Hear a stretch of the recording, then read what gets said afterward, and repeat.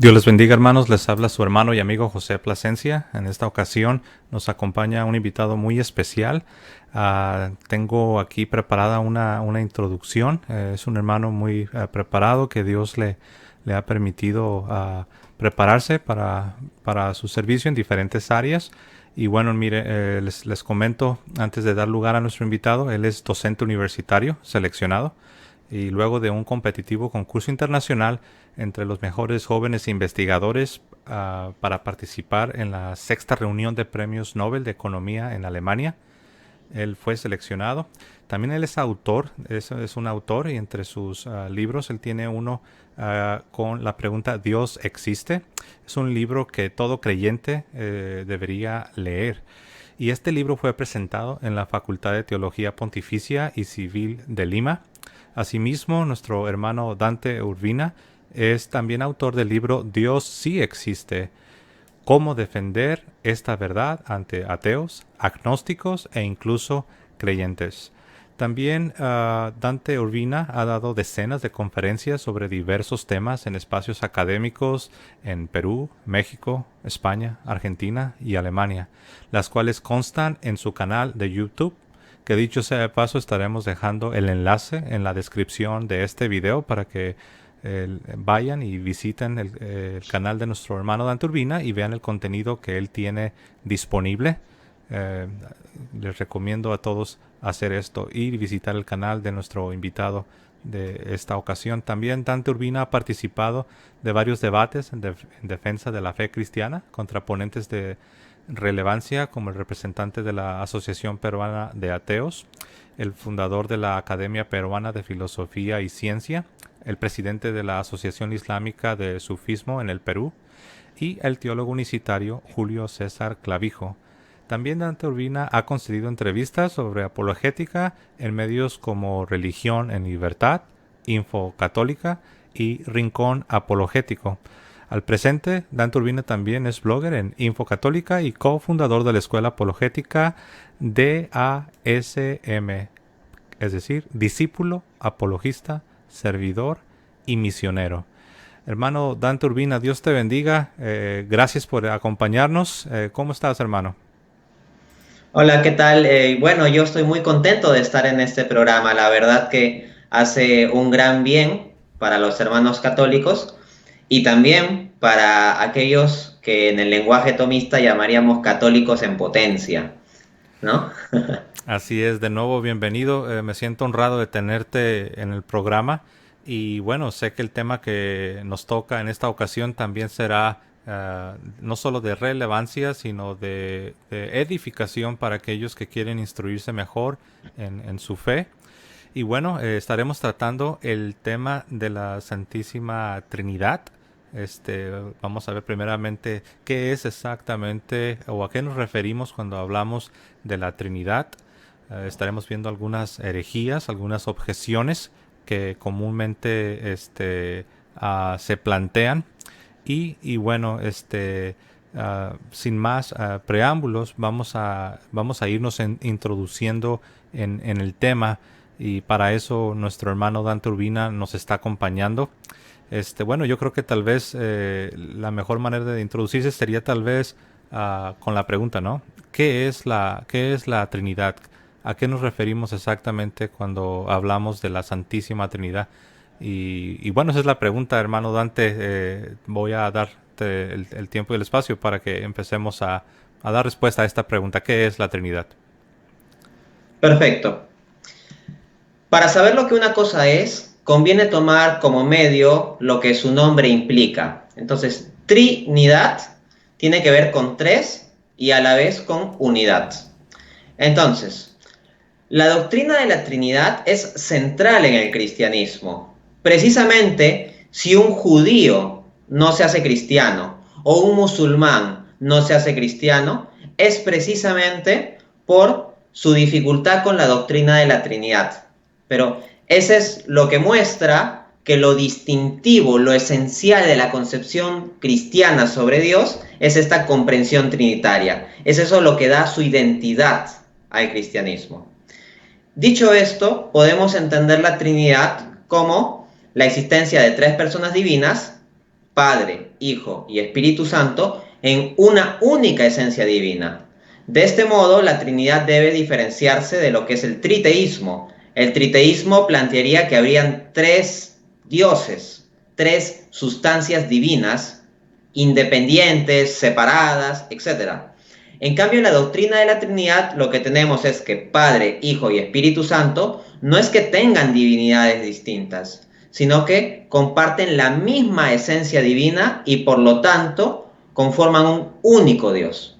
Dicho esto, hay que ser riguroso en plantear las distinciones necesarias y el lenguaje necesario para entender bien esta doctrina. En ese sentido, me permito citar a Santo Tomás de Aquino en la Suma Teológica. Primera parte, cuestión 28, artículo 3. Respuesta. Dice el Aquinate: en Dios hay distinción no en cuanto a la realidad absoluta, que es la esencia, en la cual se da suma unidad y simplicidad, sino en cuanto a la realidad relacionada. ¿A qué nos referimos con realidad relacionada en el ser de Dios? A las relaciones de las personas divinas. Esto es, la relación del Hijo respecto del Padre es la filiación, es hijo del Padre. La relación del Padre respecto del Hijo sería la paternidad. Y asimismo, lo que se entiende en la fe católica es que el Espíritu Santo procede del Padre y del Hijo por expiración. Entonces lo que tenemos es que las personas divinas tienen un conjunto de relaciones. Y la mejor forma de entender la Trinidad es desde el amor. Porque si lo que nosotros decimos es que la esencia de Dios implica una Trinidad, es una Trinidad, y por otro lado tenemos en 1 Juan 4:8 que se nos dice que Dios es amor, entonces la esencia de Dios es el amor. Pero el amor existiendo en acto puro, como es que Dios existe, pues existe amando. Ahora bien, si Dios requiriese de algo distinto de sí mismo para realizar ese acto puro de amar y poder ser Dios plenamente de amor y completo, sería un ser contingente. Sería un ser que dependería de un ser distinto para ser pleno, y eso es un absurdo. Entonces lo que debemos plantear es que esta relación de amor es interna al ser de Dios. Y esto precisamente se da con la Trinidad de personas. El Padre existe amando al Hijo. El Padre es ese amor hacia el Hijo. Y el Hijo existe siendo amado por el Padre y amando al Padre. Y a su vez tenemos esa conexión especial de amor, como ya lo notaba San Agustín, que es el Espíritu Santo. En este contexto hay que entender también que cuando hablamos de las personas divinas como personas, debemos sacarnos de la mente un concepto reduccionista de personas como simplemente la persona física. Obviamente no estamos diciendo que Dios tiene cuerpo. Como dice Juan 4:24, Dios es espíritu. Entonces no hablamos de personas físicas, sino de personas metafísicas. Y esto implica que cuando aplicamos el término persona a Dios, cualquier cosa que se refiera al orden de las criaturas en términos de limitación de lo que son las personas, no aplicaría directamente a Dios. Lo que aplica a Dios son las perfecciones de lo que la persona es. Dicho esto, me parece relevante mencionar otra cita de Santo Tomás, que dice en la Suma Teológica, parte primera, cuestión 29, artículo 3, solución 1. Dice: encontrar nuevas palabras que expresen la antigua fe sobre Dios empezó a ser necesario para poder discutir con los herejes. Porque se puede objetar, la palabra Trinidad no está en la Biblia. Ok, la palabra Trinidad ciertamente no está en la Biblia, pero no es que el contenido de la doctrina no esté en la Biblia, el contenido está. Frente a que eventualmente comenzaron a surgir herejes, como por ejemplo Arrio, previo al Concilio de Nicea, se requirió para defender la fe de forma rigurosa determinar ciertos términos que permitan expresar de forma sintética determinado contenido, que podemos encontrar, por ejemplo, ya en las Escrituras. Por ejemplo, en la Escritura no encontramos exactamente la palabra encarnación. Tampoco la palabra omnisciencia se encuentra en la Escritura, pero aún así naturalmente hablamos de la omnisciencia de Dios o de la encarnación del Verbo. Del mismo modo, es legítimo hablar sobre la Trinidad, en tanto el contenido de la doctrina puede ser mostrado bíblicamente. Así es, y qué bueno que has tocado este punto, ya que quizás es de los más comunes escuchar, sobre todo viniendo del campo del campo protestante principalmente, aunque no exclusivamente. Pero yo creo que este punto que has tocado, ¿no? Que la palabra Trinidad no aparece en la Biblia. Y que por lo tanto se sigue que la doctrina de la Trinidad no es bíblica. Por lo tanto, no debería ser abrazada por los creyentes, por los cristianos. Pero como ya has mencionado, hay otras palabras como es omnisciencia y muchas otras que tampoco aparecen de manera explícita en la Sagrada Escritura. Y sin embargo, protestantes y católicos y demás creen que Dios es omnisciente. Y creo yo que este punto ha sido crucial que lo hayas tocado, sobre todo para aquellos que nos están siguiendo, ¿no? Y que no creen que la doctrina de la Santísima Trinidad deba ser abrazada y creída por los cristianos. Entonces ese argumento de decir que porque no aparece la palabra Trinidad en el texto sagrado, si prueba algo, como se dice, estaría probando demasiado, porque hay muchas otras palabras que tampoco aparecen en el texto sagrado. Sin embargo, todo cristiano, sin importar si es protestante o es católico, estaría creyendo en esos conceptos, como bien lo dijiste, la omnisciencia. ¿Qué cristiano no cree que Dios es omnisciente? Todos lo creemos. Sin embargo, la palabra no aparece en la Sagrada Escritura. Me ha parecido excelente el punto que has tocado, ¿no? Entre otros. No sé si quieres que en este momento hablar sobre algunas de las desviaciones comúnmente llamadas las herejías con relación a la Trinidad, o tienes algún otro comentario antes de ir a las herejías, Dante. No, de hecho creo que el tema de tocar las herejías ayuda mucho a precisar el concepto inicial, porque según la cita de Santo Tomás, la definición de palabras específicas o la utilización de palabras específicas muchas veces vino en la necesidad de clarificar la propia fe que ya se mantenía frente a los ataques de los herejes. No es que se estaba creando un nuevo contenido, sino se estaban formulando palabras más específicas para expresar con más cuidado, con más rigurosidad o de forma más sistemática cosas que eventualmente estaban siendo atacadas o eran materia de confusión. Entonces, como tenemos el tema de la Trinidad, diría que fundamentalmente hay 3 herejías que se han dado. Por supuesto hay más, pero creo que estas 3 son las principales. La primera, el arrianismo. El arrianismo pues tiene como referente histórico fundamental, como su nombre indica, a este sacerdote que eventualmente adoptó una postura herética, Arrio, ¿no? Que negaba la divinidad de Cristo. Lo que pasaba a decir es que Jesucristo sería un ser muy excelso, muy excelente, pero no sería exactamente de la misma naturaleza o esencia que el Padre, no sería consustancial con el Padre. De ahí que el Concilio de Nicea en el año 325, precisamente para demarcar bien el asunto, afirme la consustancialidad del Padre y del Hijo, ¿no? Lo cual es perfectamente bíblico, como lo encontramos. Somos uno, pero el término uno que utiliza está en género neutro, de tal modo que una forma razonable o fiable de traducirlo sería una misma cosa, lo cual significa una misma esencia. De hecho, esto lo admite el propio teólogo unicitario Julio César Clavijo Sierra, con el cual yo tuve un debate en abril de 2019. El debate lo encuentran ahí en mi canal de YouTube. Y precisamente yo tomé una cita de su libro, Un Dios falso llamado Trinidad, donde él admite que el pasaje de Juan 10:30 implica de que el Padre y el Hijo son la misma cosa, que hay una unidad de esencia. Dicho esto, pues el error de Arrio fue rechazar que hubiese una pluralidad de personas divinas, ¿no? Para Arrio, simplemente el Padre es Dios y fin de la historia. De los otros se les niega la divinidad.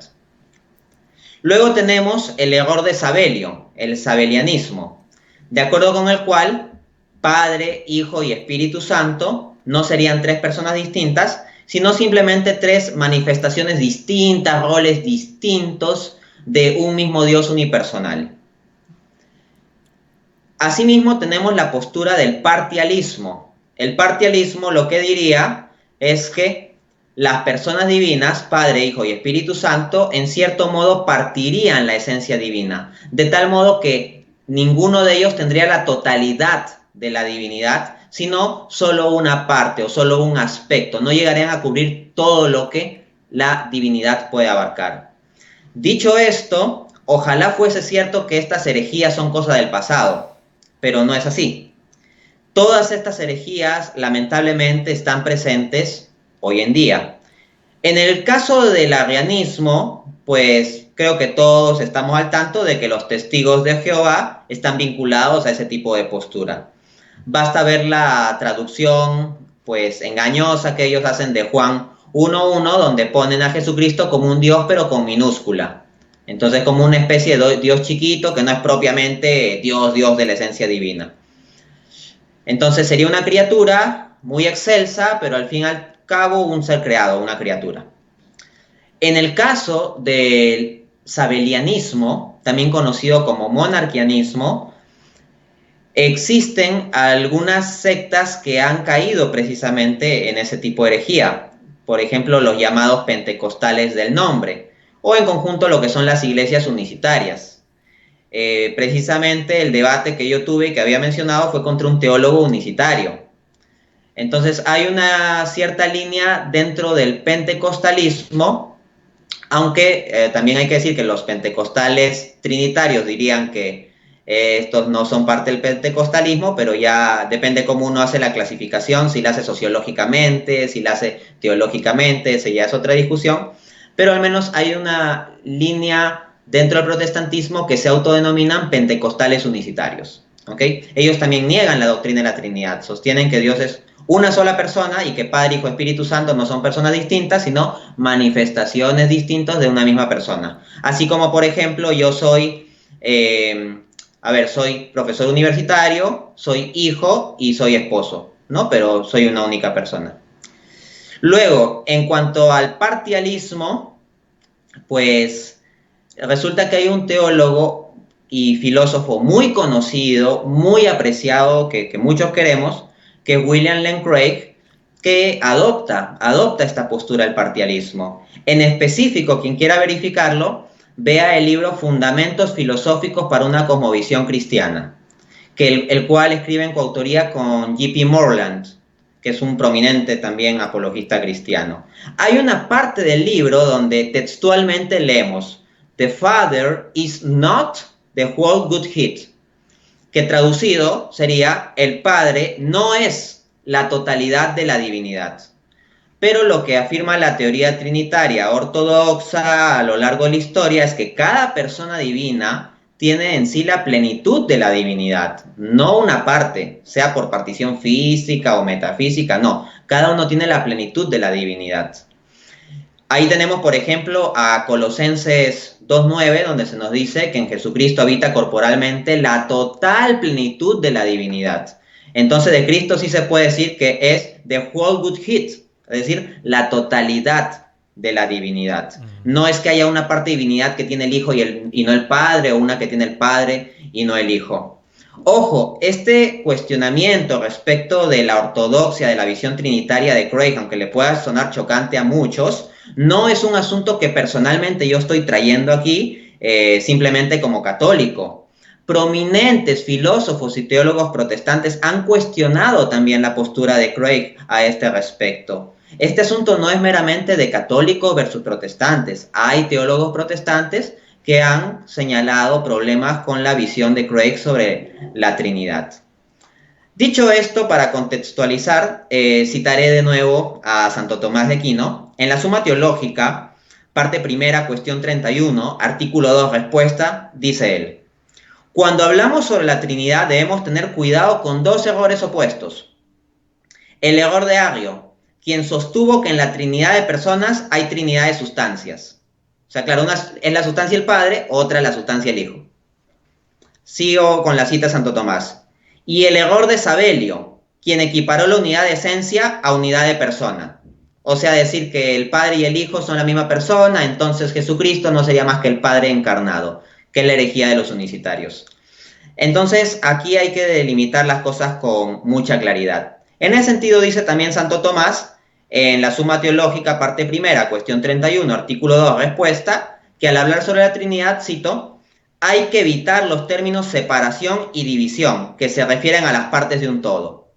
Entonces, ojo, también Santo Tomás está poniendo en claro que no solo está el error de Sabelio y el de Arrio, sino que si alguien entiende que las personas divinas, en cierto modo, implican una división sobre la esencia divina, estaría cayendo en problemas respecto de la fe trinitaria ortodoxa, o sea, de la doctrina correcta. Así es, ahora que te escuchaba hablar sobre estas posturas, son intentos por querer describir el misterio de la Santísima Trinidad, pero son intentos que erran el blanco, esto a la luz de lo que la Iglesia nos ha enseñado, ¿no? Me venía a la mente, por ejemplo, a las personas que llegan a creer, ¿no? Que Jesucristo era 50% hombre y 50% Dios, y 50 más 50 nos da una totalidad de la plenitud, del 100%, lo cual sabemos es un error, porque Jesucristo es plenamente Dios, plenamente hombre, por decirlo así, 100% hombre, 100% Dios. Pero me pareció muy interesante este error que ha señalado de teólogo y apologeta protestante, William Lane Craig, que es muy conocido aún en América Latina y aún en el mundo de habla hispana, ¿no?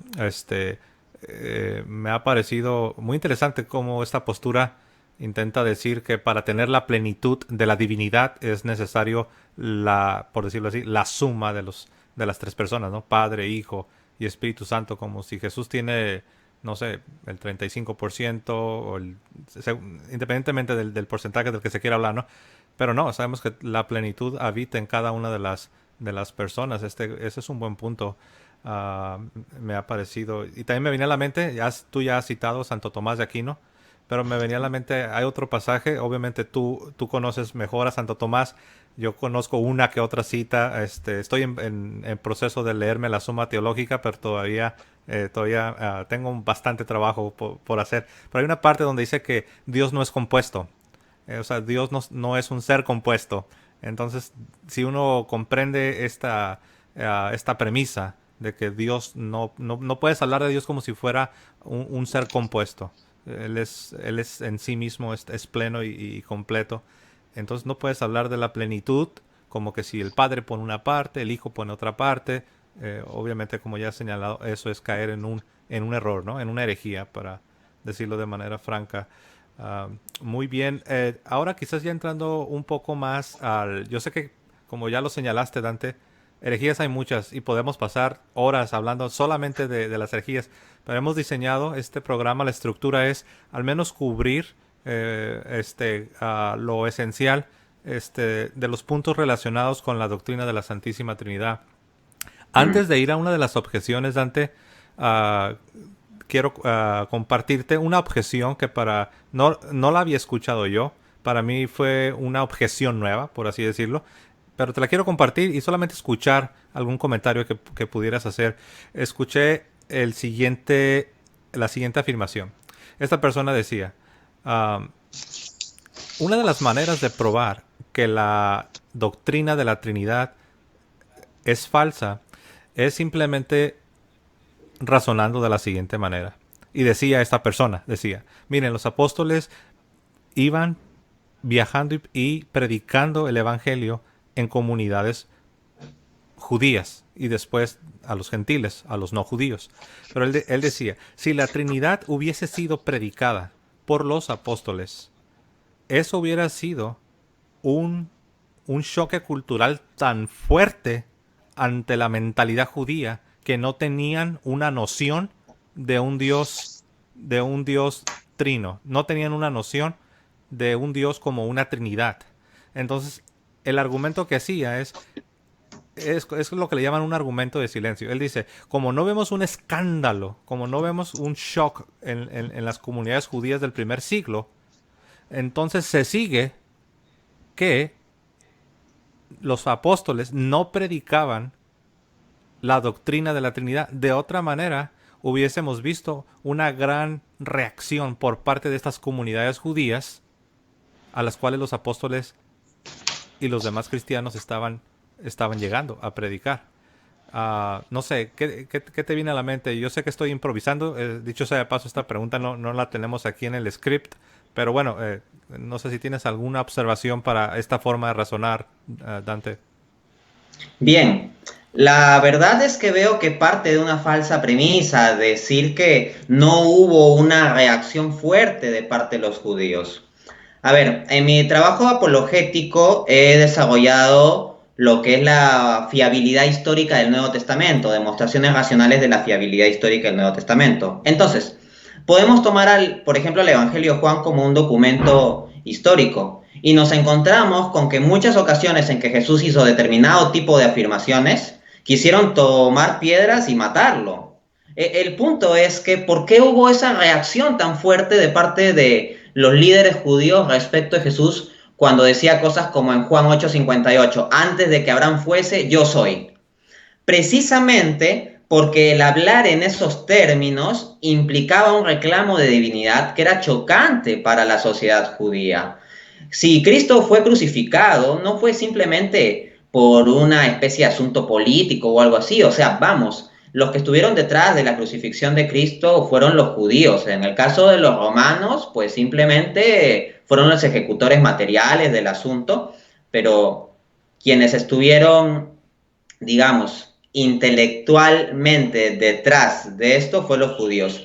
¿Y por qué razón? Porque la prédica de Jesús les parecía escandalosa. O sea, Cristo era motivo de escándalo. Y en particular porque con su forma de hablar se hacía igual a Dios. De hecho, eso lo registra también el Evangelio de Juan. Entonces, sí había un choque. Asimismo, en el libro de Hechos, capítulo 4, nos encontramos con que los apóstoles, pues, son juzgados por las autoridades judías, se ve de que los encarcelen, se ve de que los azoten y todo eso. Pablo mismo veía a los cristianos como una herejía terrible y pues por la defensa de su fe judía iba a haber de exterminarlos, o sea, eran vistos como una secta idolátrica los cristianos. De hecho, si uno revisa la apologética de los padres de la iglesia en el siglo II, la cuestión de la divinidad de Cristo es algo que sale a la luz. Así, por ejemplo, en San Justino Mártir, en los escritos de San Justino Mártir de debate con los judíos, encontramos también argumentos para lo que es la divinidad del Hijo. San Justino Mártir creyó en la divinidad de Cristo y entró precisamente en debate con los judíos. De otro lado, los cristianos eventualmente se ganaron problemas con los romanos precisamente por su creencia fuerte en la divinidad de Cristo, porque el César es Dios, pero si Jesucristo es el único Dios, ya no se puede reconocer al César como Dios. Y esa era una dificultad política que tenían los cristianos respecto a los romanos, o los romanos respecto a los cristianos, como quiera verse, y eventualmente desencadenó persecuciones. Entonces, ciertamente hubo todo un conjunto de reacciones a esto, ¿no? Si lo que se espera es las reacciones, pues las reacciones están presentes. Ya si lo que espera esta persona es, no, es que tuvo que haber más reacción, eso ya es subjetivo. El hecho histórico es que hubo una reacción suficiente como para decir que sí había en el cristianismo un elemento cualitativamente distinto al mero judaísmo. Así es, ¿no? Muy buenas observaciones y repito, aquí saqué al hermano Dante del script. Esta fue una improvisación mía, pero los puntos que has tocado creo que van a ser de ayuda para los que nos Sí, de están... hecho, quisiera agregar algo importante también, Ujú. que es que el mensaje cristiano que va primeramente hacia los judíos no es aceptado en general por los judíos. La gran mayoría de los primeros miembros de la comunidad cristiana son paganos. Entonces, creo que una muy buena forma de entender que los primeros miembros no hayan sido los judíos a quienes se dirigía primariamente el mensaje, sino los paganos, es que el mensaje era precisamente chocante para los judíos. Así es, y ahí se ahí se derrumba derrumba hasta los hasta suelos los suelos esta supuesta objeción que en la realidad no es muy fuerte, ¿no? Ahora sí, entrando ya más en las objeciones que se desprenden de la interpretación de algunos de algunos cristianos no católicos, viene a colación la objeción que ellos intentan fundamentar, Dante, en el libro del Génesis, en el capítulo 1, el verso 26, donde encontramos la expresión hagamos al hombre a nuestra imagen y semejanza.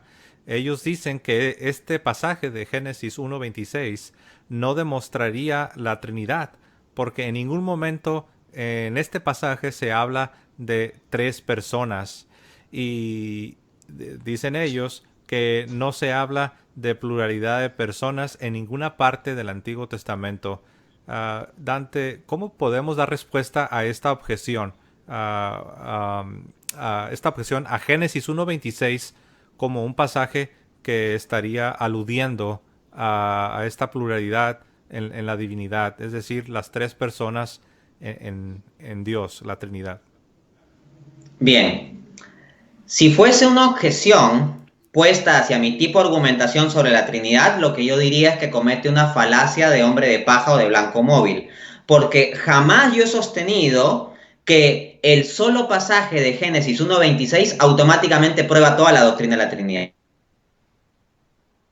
universitario Julio César Clavijo, hubo algunas veces en que él como que me terminaba atribuyendo eso, como que yo plantease que ahí ya se probaba la Trinidad y que por lo tanto, como no se mencionaban explícitamente las tres personas, ya estaba refutado. No, lo que yo hago es construir un caso acumulativo. ¿Cómo es esto? Se muestra que en el Antiguo Testamento hay elementos que apuntan, que dan la apertura, que dan la posibilidad de una pluralidad de personas en el único ser de Dios, y luego complementando con la revelación explícita del Nuevo Testamento se prueba bíblicamente la Trinidad. Porque como digo, la Trinidad es el elemento distintivo del cristianismo. De este modo, si la Biblia para el cristiano no es simplemente el Antiguo Testamento, sino requiere también del Nuevo, y se reconoce que en el Antiguo Testamento solo tenemos sombras y en el Nuevo Testamento viene plenamente la luz, un aspecto pues tan maravilloso el misterio de Dios como es la Trinidad, es razonable esperar que esté solo en formas indirectas, de sombras, etcétera, en el Antiguo Testamento, y solo en el Nuevo sea explícito. Entonces, el esperar que explícitamente los hombres del Antiguo Testamento hayan proclamado la Trinidad con una formulación exacta es una expectativa sumamente irrazonable y poco coherente con el hecho bíblico de que el Antiguo Testamento es simplemente sombras del Nuevo, de lo que ha de venir. Dicho esto, pasando al análisis de algunos pasajes del Antiguo Testamento. En el caso de Génesis 1:26, pues se lee que Dios dice, hagamos al hombre a nuestra imagen y semejanza. Ciertamente no se mencionan las tres personas, Padre, Hijo, Espíritu Santo, y yo tampoco digo, como ya aclaré, que ahí se pruebe toda la Trinidad, pero sí hay lo siguiente, hagamos al hombre, está refiriéndose al acto de crear, pero el único ser que crea, que da ser de la nada, sin requerir algo previo, es Dios. El ser humano no crea, en ese sentido teológico. Los ángeles del cielo tampoco crean. El único que crea es Dios. Entonces, si dice hagamos, se está refiriendo a la creación y por lo tanto una forma coherente de entenderlo sería una pluralidad de personas en el ser de Dios que participan del acto creativo único de crear al hombre. Esto sería coherente con la doctrina de la Trinidad. Pero encontramos más señales de la pluralidad de personas. En Salmos 110:1 leemos, dijo el Señor a mi Señor, siéntate a mi diestra hasta que ponga tus enemigos por estrado de tus pies. Sabemos que Señor con mayúscula es la forma en que uno se refiere a Dios en el Antiguo Testamento. Entonces, cuando David dice, dijo el Señor a mi Señor, pasaje que luego cita Jesús en el Nuevo Testamento para probar su propia identidad, estamos viendo, el Señor dijo a mi Señor, o sea, hay una distinción de personas, pero esas personas son divinas porque se le aplica el término Señor. Asimismo, en Jueces 13, del 21 al 22 leemos, Manoa se dio cuenta de que aquel hombre era el ángel del Señor, pues no se les volvió a aparecer ni a él ni a su mujer. Y le dijo a su mujer, con toda seguridad vamos a morir, porque hemos visto a Dios. Entonces, ¿qué se está diciendo en este pasaje? Que a quien habían visto es al ángel del Señor, pero luego el mismo texto bíblico inspirado dice, hemos visto a Dios. Entonces, parece que el ángel del Señor es una manifestación, una epifanía de Dios. Pero resulta que en Zacarías 1, del 12 al 13, leemos: respondió el ángel del Señor, y el Señor respondió al ángel.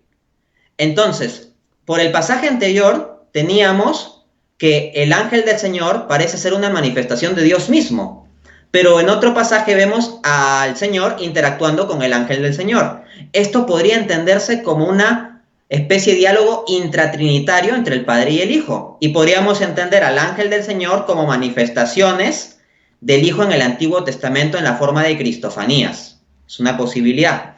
Entonces ya hay ciertos elementos que desde el Antiguo Testamento nos abren a la posibilidad de la pluralidad de personas en el ser de Dios.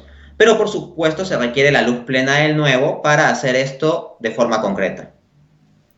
Así es. Y bueno, y hay más pasajes, ¿no? No sé exactamente cuánto tiempo o cuántos pasajes más bien pudiéramos cubrir en el espacio que tenemos, ¿no? Pero aquí tengo bosquejados algunos otros. Por ejemplo, bueno, como ya lo señalaste, nosotros los que creemos en esta doctrina de la Trinidad, creemos que son tres personas en el ser de Dios. Y los que quieren objetar a esta doctrina de la Trinidad quieren utilizar también a Daniel, el libro del profeta Daniel, el capítulo 5, el verso 26, donde se utiliza el griego proposón, que significa, bueno, persona, lo quieren, se le aplica a Dios para decir que esto demostraría que Dios es un ser unipersonal, en oposición a las tres personas que están en la doctrina que creemos que es la doctrina de la Trinidad.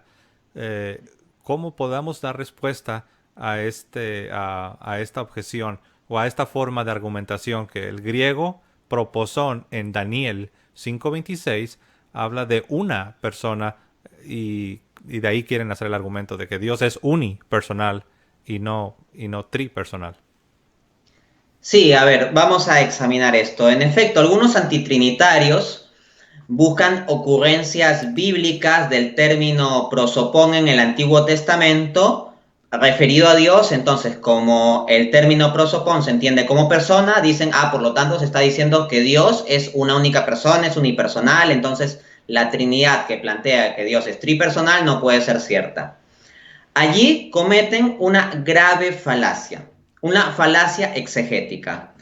D.A. Carson escribió precisamente un libro titulado así, Falacias exegéticas. Y una de las falacias exegéticas es el llamado anacronismo semántico, que consiste en lo siguiente. Cito a Carson. Esta falacia se da cuando un uso posterior de una palabra es leído en la literatura anterior. Entonces, si nosotros investigamos cómo el término prosopón se asocia a persona, vemos que es una palabra griega. Esa palabra griega originalmente se refiere a las máscaras que utilizaban los actores griegos en los teatros. Y primariamente tenía que ver con máscara, faz, rostro, o por implicación podía hablarse de presencia. Luego, con el desarrollo teológico, filosófico de algunas cuestiones, justamente en el marco de la patrística, el término prosopón fue aplicándose pues a la idea de persona ya a un nivel teológico. Pero esa es una utilización posterior. Entonces, el pretender imponer ese entendimiento posterior de la palabra a un texto del Antiguo Testamento, o sea, un texto anterior, es un ejemplo perfecto de la falacia exegética de anacronismo semántico. Dicho esto, nos encontramos con que la palabra prosopón es en realidad polisémica, tiene múltiples significados. Así que cuando los antitrinitarios pretenden hacer un argumento vinculándolo solo a la significación de persona, que de hecho es una significación que se desarrolla posteriormente, construyen un argumento muy engañoso. En particular, nosotros encontramos lo siguiente. Si tomamos una versión de la Biblia como por ejemplo en inglés la New American Standard Bible, que es una Biblia bastante utilizada por ser estándar, Lo que nos encontramos en el Nuevo Testamento, que fue originalmente escrito en griego, al menos en su mayoría, la palabra prosopón aparece 76 veces. De esas 76 veces, se traduce al inglés en esa versión utilizando 18 palabras distintas. Es una palabra enormemente polisémica. Y la traducción de prosopón como persona en la versión de la Biblia que estoy refiriendo, que ni siquiera es una versión católica o algo por el estilo, pues aparece 2 veces. La traducción de prosopón como persona aparece 2 veces de 76 en el Nuevo Testamento. Es una traducción muy poco frecuente. Las formas más comunes de traducir la palabra prosopón en el Nuevo Testamento son rostro y presencia. De hecho, entre estas dos acepciones ya suman unas 41 veces, o sea, más de la mitad de entre los 18 significados posibles. Dicho esto, nosotros nos encontramos con que el término prosopón entonces puede entenderse como presencia. ¿Y la presencia de Dios en términos de qué se daría? De su esencia. La esencia de Dios es la que trae la presencia de Dios. Pero la esencia de Dios, de acuerdo a la doctrina trinitaria, ¿es triple? No. De acuerdo a la doctrina trinitaria, la esencia de Dios es única. Hechos 5:41, donde leemos: y salieron de la presencia del concilio, gozosos de haber sido tenidos por dignos de padecer afrenta por causa de su nombre. Se refiere a los apóstoles, ¿no?, que habían sido perseguidos precisamente por predicar un mensaje muy chocante para los judíos. Dicho esto, en ese pasaje aparece el término prosopón, cuando dice la presencia del concilio, salieron de la presencia del concilio. Ahora bien, si el término prosopón necesariamente está vinculado a persona, tendríamos que traducir salieron de la persona del concilio. Y tendríamos que decir que el concilio judío que juzgó a los apóstoles es unipersonal. O sea que es un concilio compuesto por una sola persona, lo cual es un absurdo. Más bien un concilio está compuesto por varias personas. Por lo tanto, aquí tenemos una muestra bíblica de que el término prosopón, entendido como presencia, no tiene necesariamente que excluir la pluralidad de personas. Ahora, en el caso de Daniel 5:24, que es propiamente donde se utiliza el término prosopón, lo que tenemos es que las versiones de la Biblia traducen naturalmente presencia, y es como naturalmente se lee en el texto, y sería así: entonces de su presencia fue enviada la palma de la mano que esculpió esta escritura. Por lo tanto, se muestra que la objeción queda sin base y se basaba más bien en una falacia exegética. Pues ahí está, mis amados hermanos. Yo creo que ha quedado muy clara esta explicación que nos ha dado nuestro hermano Dante. Vamos a avanzar, y también viene una de las clásicas, yo creo una de las objeciones clásicas. Nosotros sabemos que la doctrina de la Trinidad establece que el Hijo fue engendrado por el Padre en la eternidad. Ahora, la objeción se desprende de este vocabulario, ¿no? El Hijo fue engendrado por el Padre. Y los que son, los que objetan a la doctrina de la Trinidad, o los antitrinitarios, ellos replican diciendo que es imposible creer en la Trinidad, porque al hablar de que el Padre engendró al Hijo en la eternidad, estaría implicando que el Hijo ha tenido un inicio en el tiempo, porque fue engendrado en algún punto, en algún punto no existía y luego fue engendrado.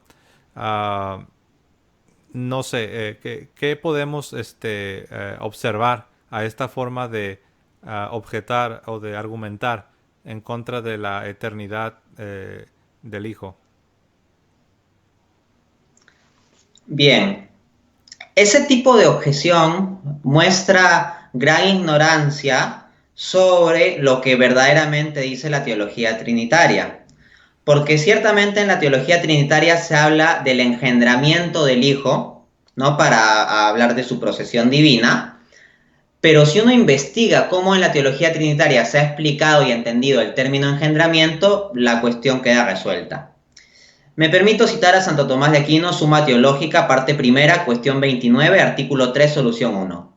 Dice el santo: en las personas divinas, la procesión de la palabra, ojo, cuando se habla de procesión de la palabra se refiere al origen de Jesucristo, del Hijo, ¿no? Del que se dice que es el verbo, la palabra. La procesión de la palabra se llama generación o engendramiento. Para demostrarlo, hay que tener presente que nosotros utilizamos el término generación en un doble sentido. Uno, con carácter general para todo lo reproducible y corruptible. En ese sentido, generación no es más que el paso del no ser al ser. Dos, otro, con carácter propio para los vivientes. Fin de cita. Lo que luego aquí no va a explicar, y lo que siempre hemos mantenido los trinitarios, es que cuando decimos que el Hijo es engendrado por el Padre, no lo es bajo el primer sentido, de pasar del no ser al ser. Porque lo que pasa del no ser al ser es lo creado, y el Hijo no es creado, es más bien increado. Lo que decimos es que el engendramiento se refiere a la relación del carácter propio de vida que se comparte. ¿Cómo es esto? Un tigre que engendra, no un cerdo o un ser humano. Los tigres engendran tigres. Los humanos engendramos humanos. Los gatos engendran gatos. Es decir, hay una transmisión de la misma naturaleza. Por lo tanto, cuando decimos que el Padre engendra al Hijo, no nos referimos a un origen temporal del Hijo o un paso del no ser al ser como si fuese creado, sino a que el Padre y el Hijo comparten una misma naturaleza, que el Padre comparte eternamente su misma naturaleza al Hijo. Y esa naturaleza es eterna, no tiene principio. Y todo esto puede ser sustentado bíblicamente. Por ejemplo, en 1 de Juan 5:20 leemos: estamos en aquel que es verdadero, en su Hijo Jesucristo. Este es el Dios verdadero y la vida eterna. A Jesucristo se le está llamando el Dios verdadero y la vida eterna. Porque dice o sea, justo al que se acaba de referir. Este Jesucristo es la vida eterna. Pero ¿la vida eterna qué es? La vida eterna es eterna. O sea, tiene el carácter esencial de eternidad. De este modo, Jesucristo en su propio ser, porque Jesucristo mismo dijo, yo soy la vida eterna. Jesucristo mismo tiene ese carácter de eternidad que comparte con el Padre. Luego, en Miqueas 5:20 leemos: de ti saldrá el que será el Señor de Israel, y sus orígenes son desde el principio, desde los días de la eternidad. Entonces, el origen del Hijo, ¿no? Aquel que va a venir y será Señor de Israel, que saldrá de Belén y todo eso, el Hijo tiene su origen no en el tiempo. No es que hubo un tiempo en que no fue como suponía Arrio, no, sino dice desde los días de la eternidad. Y tener origen desde los días de la eternidad significa que no tiene ningún punto de inicio, siempre es. De hecho, esto queda muy claro en la carta a los Hebreos, capítulo 7, versículo 3, donde leemos que Jesucristo no tiene principio de días ni fin de vida. Entonces, cuando se dice que sus orígenes son de la eternidad, eso debe vincularse que no tiene principio de días, o sea, no tiene ningún origen temporal. Cuando hablamos de su origen nos referimos a su relación eterna con el Padre. Finalmente, tenemos a Hebreos 1:5, donde la Biblia utiliza el término engendrado. Este no es un término que yo me estoy sacando debajo de la manga. Dice, porque a cuál de los ángeles dijo Dios jamás, tú eres mi hijo, yo te he engendrado hoy. Entonces, ahí directamente se habla del engendramiento. El Hijo es engendrado por el Padre. Pero analicemos lo siguiente. Dios Padre, para ser Padre, ¿podría ser propiamente Padre sin tener un Hijo? Dios Hijo, para ser Hijo, ¿podría ser propiamente Hijo sin tener un Padre? Pero resulta que sabemos que el Padre es eterno. Entonces, el carácter esencial eterno del Padre requiere también de un carácter esencial eterno del Hijo. Por lo tanto, el Padre y el Hijo son coeternos. En consecuencia, tenemos una postura filosóficamente consistente y bíblicamente coherente. Algunos antitrinitarios han pretendido ridiculizar esta cuestión del engendramiento eterno del Hijo como que Dios se embarazó a sí mismo. Eso es una enorme falacia ad ridiculum y muestra un muy bajo nivel de comprensión y poco interés en leer la postura trinitaria. Porque el engendramiento de la persona del Hijo jamás ha sido planteado como un tema físico en la cuestión de la Trinidad. Nunca se han dicho que el Padre como que se embarazó físicamente a sí mismo. Esas son tonterías. Lo que se ha mantenido comúnmente, y esto puede verificarse, por ejemplo, en el modelo trinitario de San Agustín o el modelo trinitario de Santo Tomás, es que la procesión del Hijo es como palabra y es una procesión intelectual, análoga a cuando nosotros engendramos una idea. Una idea. Ahí no hay ninguna interacción física, ni decir que está embarazado o algo por el estilo. La generación de la palabra es una generación intelectual metafísica, de grado sumo en el ser de Dios. Muy bien. Bueno, yo creo que quizás para ir entrando a la recta final, quizás quisiera ah, invitarte, Dante, a un pasaje, y ahora me voy a enfocar particularmente. Yo creo que si alguien está viendo este programa, quizás está diciendo, no, pues sí, todo eso está muy interesante, ¿no? Está muy bien. Pero realmente hablar de este tema, hablar de esta doctrina, es algo práctico, es algo que el cristiano de a pie, por así decirlo, realmente lo necesita tener muy presente, a lo cual respondemos que sí.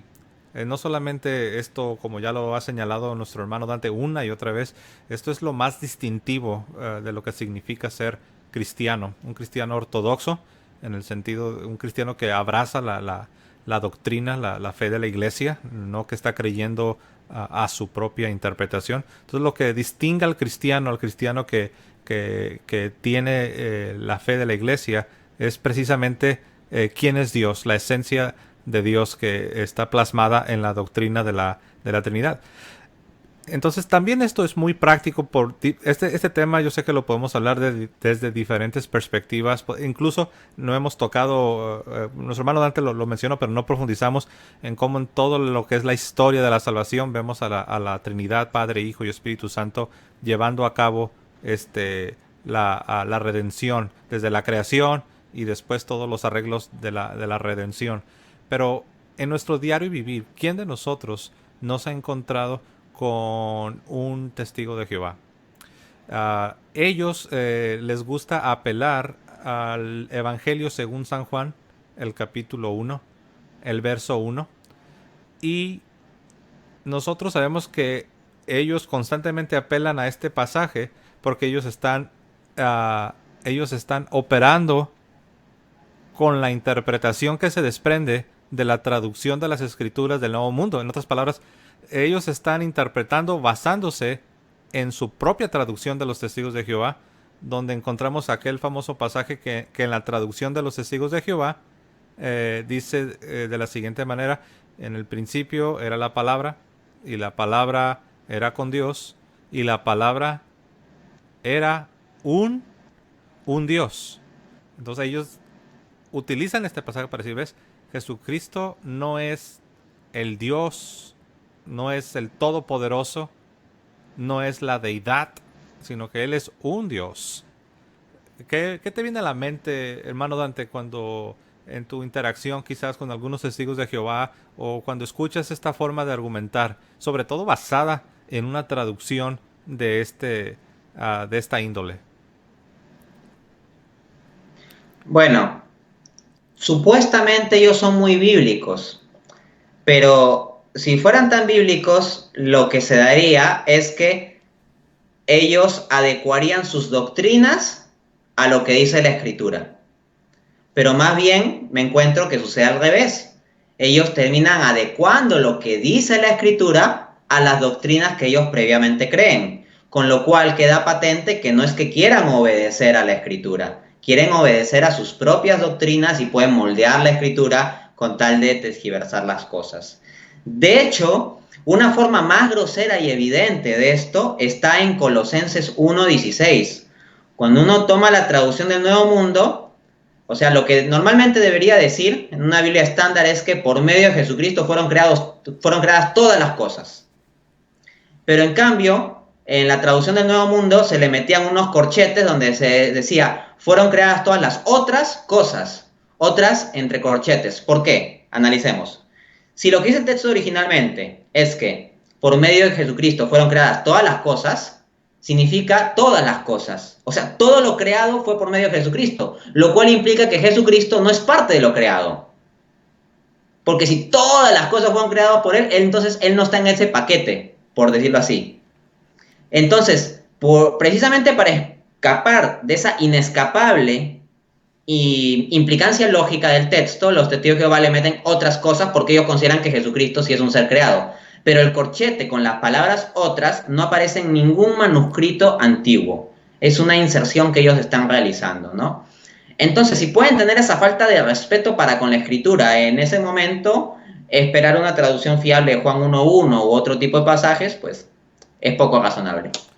Así es. Y bueno, en cuanto a Juan 1.1, que se entiende, ¿no? Deduciendo por el comentario que has hecho, pero en Juan 1.1, ¿existe base en el texto griego para traducir en el principio era la palabra y la palabra era con Dios y la palabra era con el artículo, ¿no? Era un Dios. Hasta donde tú sabes, hermano Dante, en el texto griego encontramos base para traducir con el artículo un Dios. Realmente no hay base para traducir un Dios.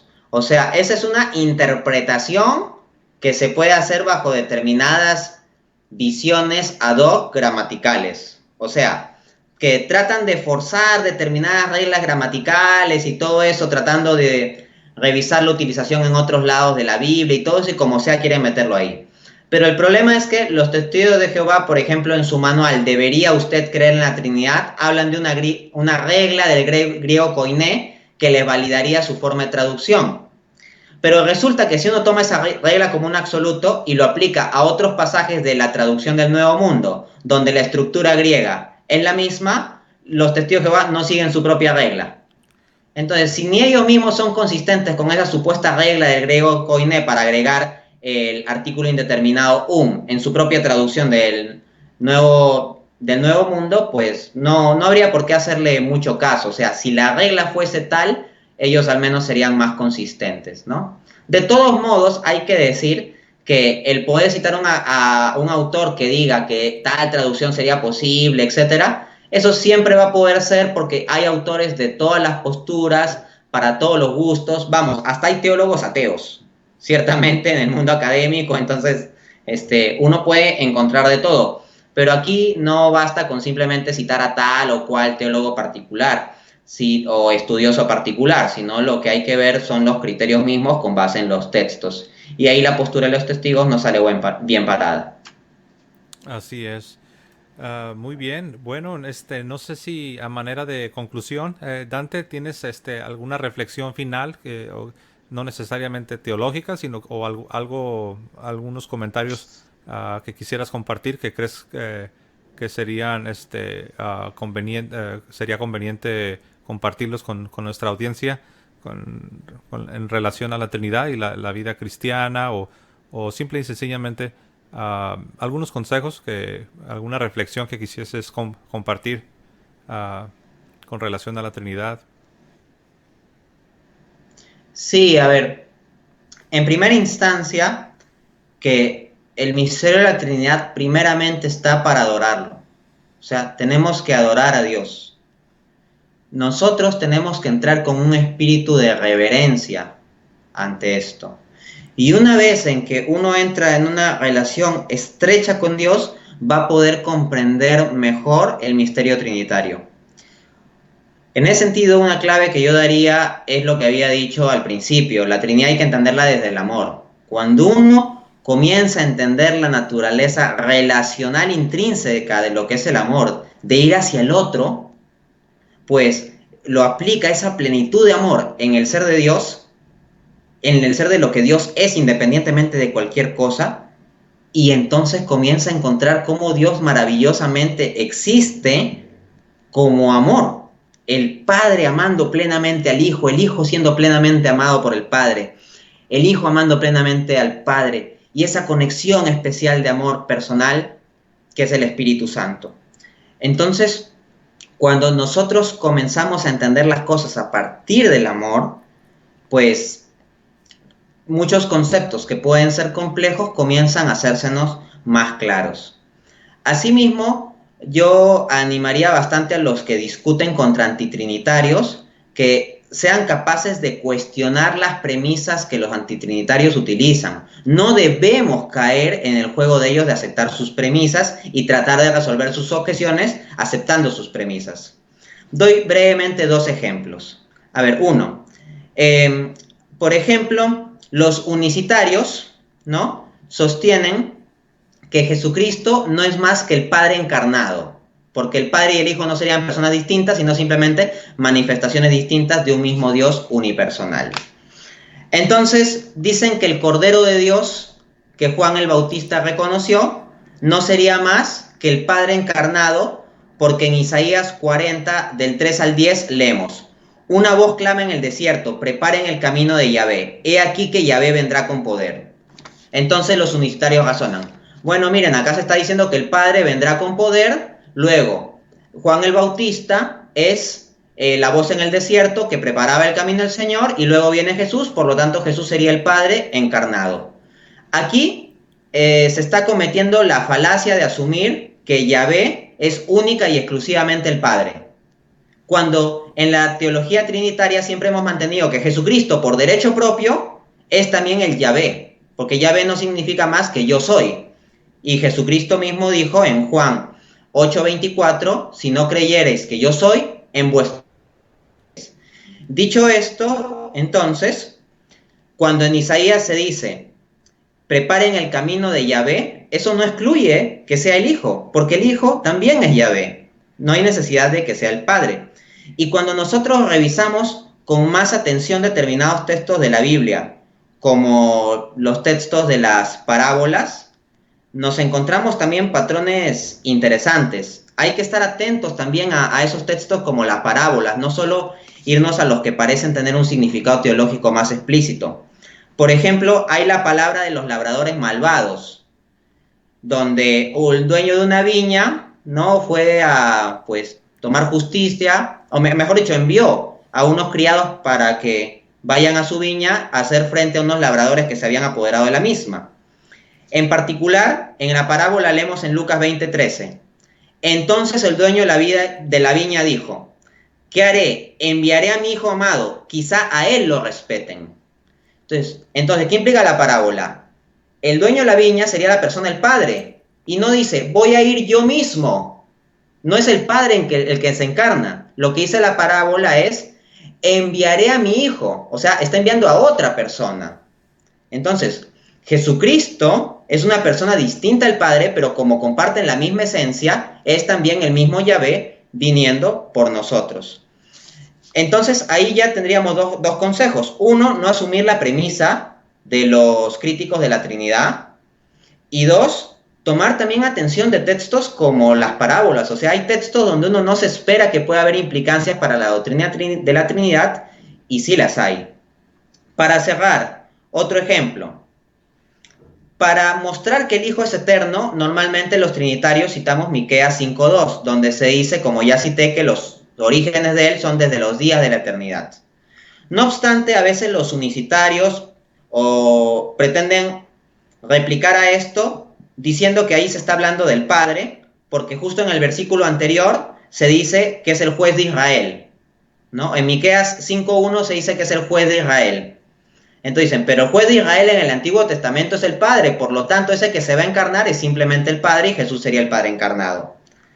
Aquí nuevamente viene una falacia, porque Jesucristo es ciertamente juez de Israel, siendo distinto que el Padre.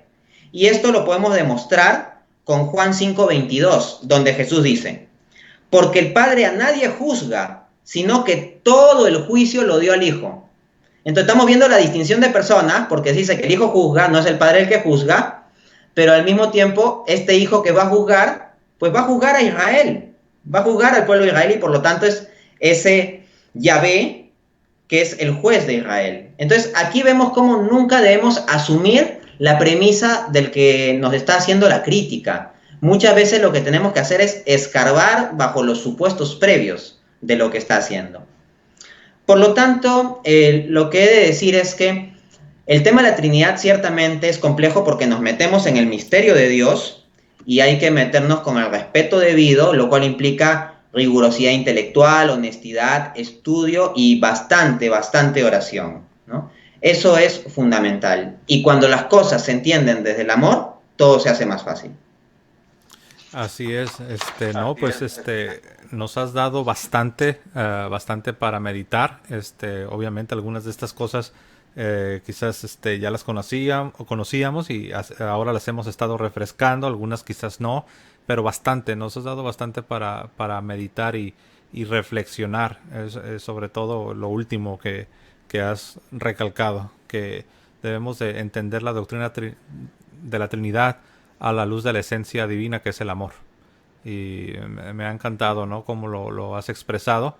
El padre como el amante, el hijo como quien es amado y también recíprocamente amando al padre en esta y esta relación de amor en el Espíritu Santo, ¿no? Como el amor mismo, ¿no? Padre, Hijo y Espíritu Santo, esta relación trinitaria interna.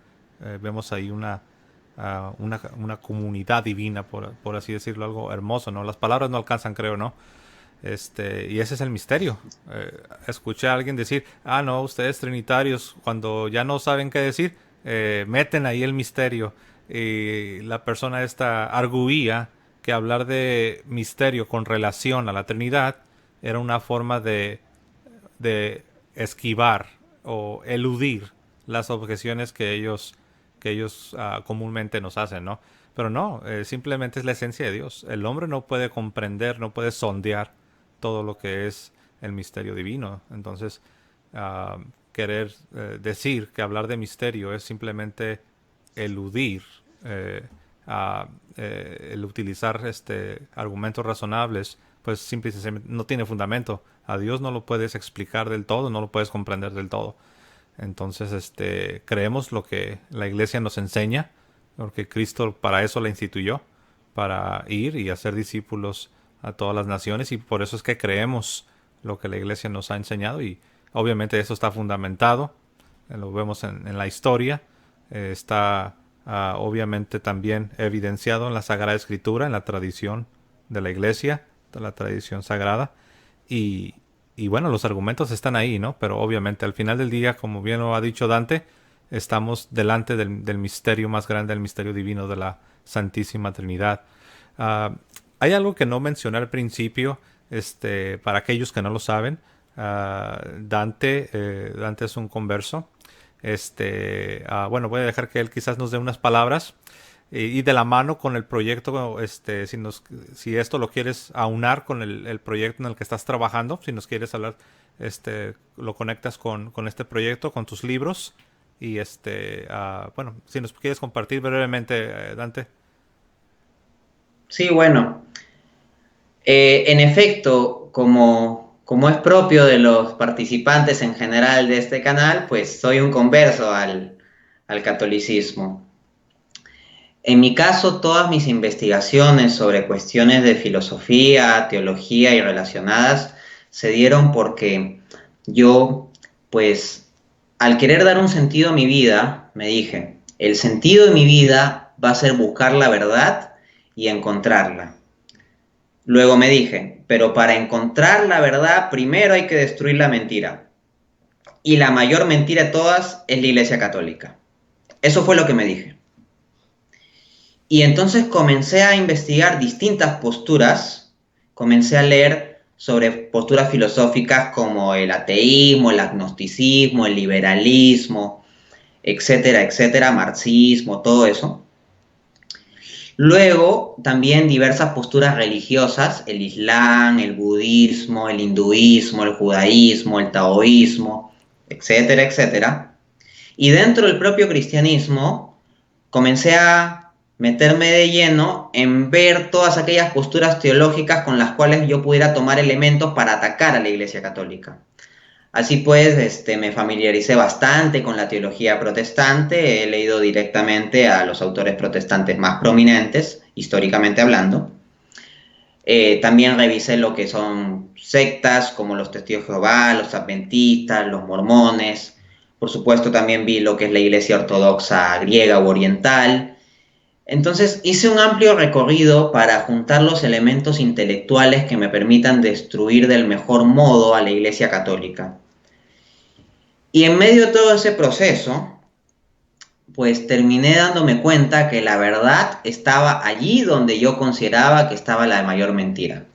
Resulta que mientras más profundizaba, mientras más estudiaba de forma en lo posible rigurosa, sincera y tratando de ver bien también lo que decía la Iglesia Católica, y ahí me encontré con la Suma Teológica de Santo Tomás de Aquino, me comencé a dar cuenta que había una mayor solidez, amplitud y profundidad en esa visión que en cualquiera de las otras visiones que yo había estado estudiando o queriendo utilizar para destruir al catolicismo.